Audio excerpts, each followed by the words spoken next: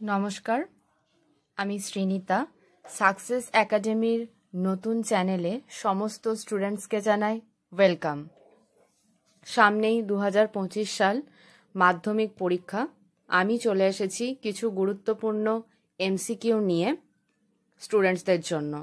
তো অবশ্যই কোশ্চেন দেখার আগে চ্যানেলটিকে লাইক, কমেন্ট, শেয়ার এবং প্রচুর সাবস্ক্রাইব করে দিও, যাতে তোমরা অবশ্যই গুরুত্বপূর্ণ টপিক পেতে পারো প্রতিদিন।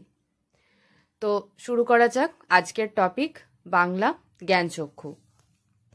জ্ঞানচক্ষু গল্পটি শর্ট কোয়েশ্চেন করানোর আগে প্রথমেই একটু আমি সংক্ষেপে বিষয়বস্তুটা আলোচনা করে দিই, যাতে তোমাদের বুঝতে এবং শর্ট কোয়েশ্চেন পড়তে অনেক সুবিধা হবে। জ্ঞানচক্ষু গল্পের লেখিকা আশাপূর্ণা দেবী। আশাপূর্ণা দেবীর লেখা জ্ঞানচক্ষু গল্পটিতে গল্পের প্রধান চরিত্র তপন ছোটবেলা থেকেই গল্প লিখতে ভালোবাসত এবং সে লেখকদের সম্পর্কে তার অদ্ভুত রকম একটা ধারণা মনের মধ্যে ছিল।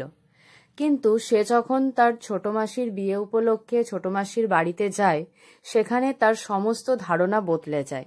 সে দেখে তার ছোট মেসোমশাই একজন লেখক এবং সেও সাধারণ 4-5 জন মানুষের মতোই দাড়ি কামায়, খায় এবং ঘুমায়। এবং সেখানে গিয়েও সে যখন গল্প লেখে, তখন তার ছোট মাসি বলে যে সে তার বরকে বলবে তপনের লেখা গল্পটি পত্রিকায় প্রকাশ করার জন্য। এবং তার হাত থেকে যখন গল্পটি কেড়ে নিয়ে তার মেসোমশাই দেখে, তখন সেখানে সে জানায় যে কিছু জিনিস সংশোধন করে দেওয়া প্রয়োজন। এবং তপন নামের ছোট ছেলেটি খুব আনন্দ সহকারে অপেক্ষা করতে থাকে তার লেখা গল্প প্রথম সন্ধ্যাতারা পত্রিকায় প্রকাশিত হবে এই আশায়। কিন্তু যখন সেই পত্রিকাটি প্রকাশিত হয়, তখন তপনের জ্ঞানচক্ষু খুলে যায়। সে দেখে তার নতুন মেসোমশাই গল্পটি সংশোধন করার পরিবর্তে গল্পটিকে আগাগোড়াই বদলে দিয়েছে। কিন্তু তপন এরকম খ্যাতি চায় না যেখানে তার গল্প নিজের না থেকে অন্য কেউ সেই গল্পটাকে নিজের মতো করে লিখে দেবে। এবার শুরু করা যাক গুরুত্বপূর্ণ কিছু এমসিকিউ। প্রথম প্রশ্ন, জ্ঞানচক্ষু গল্পটির লেখক হলেন অপশন 1 সমরেশ বসু, অপশন 2 আশাপূর্ণা দেবী, অপশন 3 রবীন্দ্রনাথ ঠাকুর, option 4 Joy Goswami. Correct answer হবে অপশন 2 আশাপূর্ণা দেবী। নেক্সট 2 নম্বর প্রশ্ন, জ্ঞানচক্ষু গল্পের কোন পত্রিকায় তপনের লেখা ছাপা হয়েছিল? অপশন 1 ধ্রুবতারা, অপশন 2 ভারতী, অপশন 3 সাহিত্য চর্চা, অপশন 4 সন্ধ্যাতারা। কারেক্ট অ্যান্সার অপশন 4 সন্ধ্যাতারা। 3 নম্বর প্রশ্ন, তপনের লেখা গল্প সংশোধন করে দিয়েছিল? অপশন 1 তপনের ছোট মামা, অপশন 2 তপনের ছোট মাসি, অপশন 3 তপনের ছোট মেসো, অপশন 4 তপনের এক বন্ধু। কারেক্ট অ্যান্সার হবে অপশন 1 তপনের ছোট মেসো। এখানে একটু কোয়েশ্চেনটা আমার ভুল হয়ে গেছে, তোমরা এখানে ছোট মামাটার পরিবর্তে ছোট মেসো করে নিও। নাম্বার 4, তপনের লেখা গল্পটি নিয়ে কে চলে গিয়েছিলেন? অপশন 1 তপনের মেসোমশাই, অপশন 2 তপনের ছোট মাসি, অপশন 3 তপনের মা, অপশন 4 তপনের বাবা। কারেক্ট অ্যান্সার অপশন 1 তপনের মেসোমশাই। নেক্সট প্রশ্ন 5 নাম্বার, ছোট মাসি সেই দিকে ধাবিত হয়। Quotation hyphen.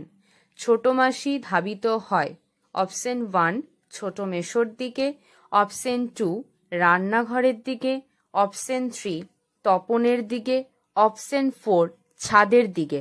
Correct answer option 1 ছোট মেসোর দিকে।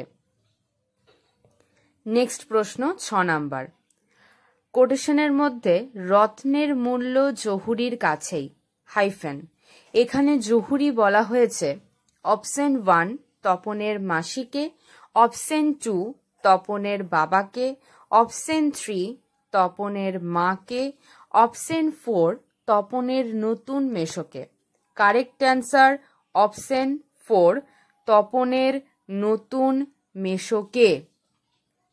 নেক্সট প্রশ্ন 7 নাম্বার, মেশোর উপযুক্ত কাজ হবে সেটা। উপযুক্ত কাজটা হলো অপশন 1 তপনের গল্পটা ছাপিয়ে দেওয়া, অপশন 2 তপনের গল্পটা কারেকশন করে দেওয়া, অপশন 3 তপনের লেখায় উৎসাহ দেওয়া, অপশন 4 তপনকে গল্প লেখার নিয়ম কানুন শিখিয়ে দেওয়া।